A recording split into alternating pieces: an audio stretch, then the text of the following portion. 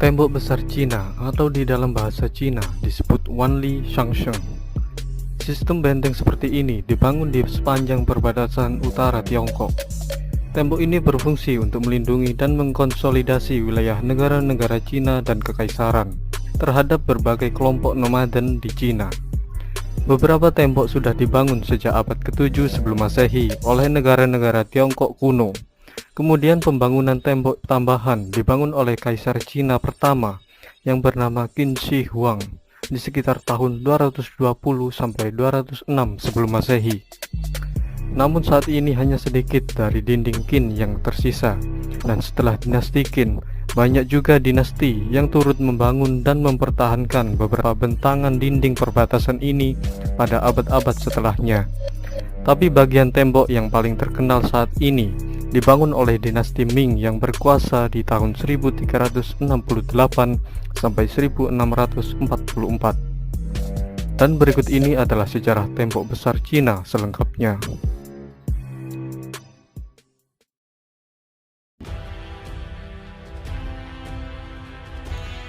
Orang Cina sudah akrab dengan teknik pembangunan dinding pada masa musim semi dan musim gugur antara abad ke-8 dan 5 sebelum Masehi.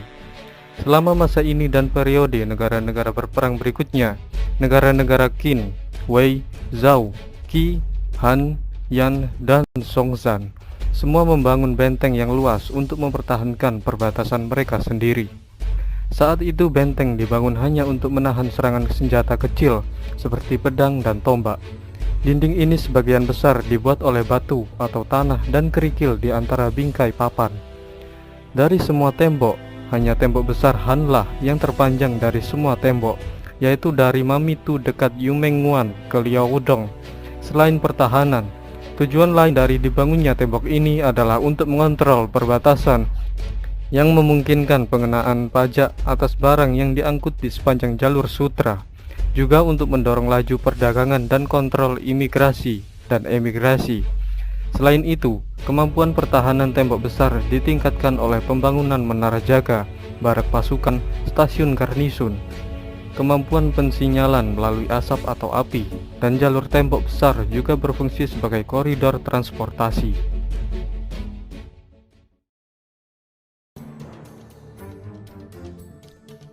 Pada tahun 221 sebelum Masehi, Raja Zheng dari Qin menaklukkan lawan-lawannya yang terakhir, kemudian menyatukan Cina, dan akhirnya ia menjadi kaisar pertama di dinasti Qin, dan namanya menjadi Qin Shi Huang. Qin Shi Huang berniat untuk membuat pemerintahan yang terpusat, dan ia berusaha mencegah kebangkitan raja-raja bawahan. Lalu ia memberi perintah untuk menghancurkan bagian-bagian tembok yang membagi kekaisarannya di antara negara-negara bawahannya, untuk mempertahankan kekaisaran dari serangan orang-orang Xiongnu dari utara. Qin Shi Huang memerintahkan pembangunan tembok baru untuk menghubungkan sisa-sisa benteng di sepanjang perbatasan utara kekaisaran. Material utama untuk membangun tembok yang ada di daerah pegunungan adalah batu. Sementara itu, untuk pembangunan di dataran rendah, mereka menggunakan material utama tanah. Tapi sayangnya tidak ada catatan sejarah yang masih ada yang bisa menunjukkan panjang dan jalan yang tepat untuk dinding dinasti Qin ini. Sebagian besar tembok kuno telah terkikis selama berabad-abad, dan sangat sedikit bagian yang masih ada sampai sekarang. Jumlah sumber daya manusia yang digunakan untuk pembangunan tembok ini masih belum diketahui, tetapi beberapa penulis telah memperkirakan sejumlah ratusan ribu atau sampai 1 juta pekerja tewas untuk membangun tembok dinasti Qin ini.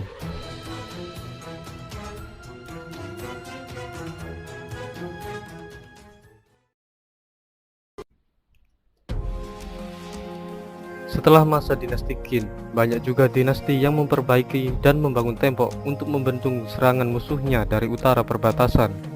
Kemudian pada abad ke-14, konsep tembok besar dihidupkan kembali di bawah kekuasaan dinasti Ming. Hal ini terjadi karena dinasti Ming telah gagal untuk menguasai suku-suku Mongolia setelah beberapa pertempuran berturut-turut, dan konflik yang berkepanjangan dengan mereka telah memakan banyak korban di kekaisaran.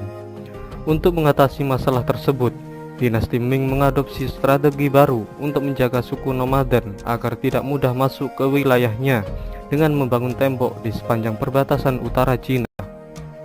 Berbeda dengan benteng sebelumnya, tembok dinasti Ming lebih kuat dan lebih rumit karena konstruksinya menggunakan batu bata dan batu. Dan di sepanjang benteng tersebut dibangun sekitar 25.000 menara pengawas. Ketika serangan Mongol terus terjadi selama bertahun-tahun, dinasti Ming mengeluarkan banyak sumber daya untuk memperbaiki dan memperkuat tembok. Menjelang akhir dinasti Ming, tembok besar ini berperan dalam mempertahankan kekaisaran terhadap invasi Manchu yang dimulai sekitar tahun 1600.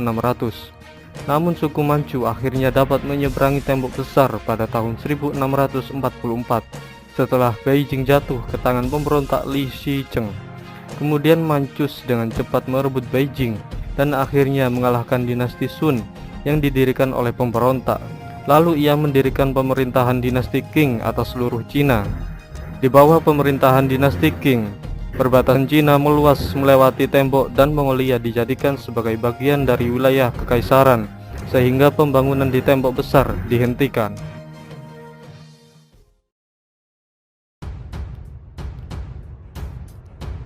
Seorang pengelana ternama dari Afrika Utara, yaitu Ibnu Battuta, dikabarkan juga pernah mengunjungi Cina selama dinasti Yuan di tahun 1346. Kemungkinan ia telah mendengar tentang tembok besar Cina sebelum dia tiba di sana, dan ia menulis bahwa tembok itu sepanjang perjalanan 60 hari. Pada awal abad ke-16, setelah orang Eropa mencapai wilayah dinasti Ming di Cina dengan kapal, menyebarlah kisah tentang tembok besar Cina di Eropa. Meskipun tidak ada orang Eropa yang melihatnya secara langsung selama abad berikutnya. Ketika Cina membuka perbatasannya dengan para pedagang dan pengunjung asing setelah kekalahannya dalam Perang Opium pertama dan kedua, tembok besar Cina menjadi daya tarik utama bagi para wisatawan. Dan dengan banyaknya orang yang senang traveling dari abad ke-19, hal ini membuat popularitas tembok besar menjadi semakin meluas. Sebuah survei arkeologi yang menggunakan teknologi canggih telah menyimpulkan bahwa tembok yang dibangun oleh dinasti Ming memiliki panjang 8.850 km. Ukuran ini dihitung dari 6.259 km bagian dari dinding sebenarnya, 359 km parit, dan 2.232 km dari penghalang pertahanan alami seperti bukit dan sungai.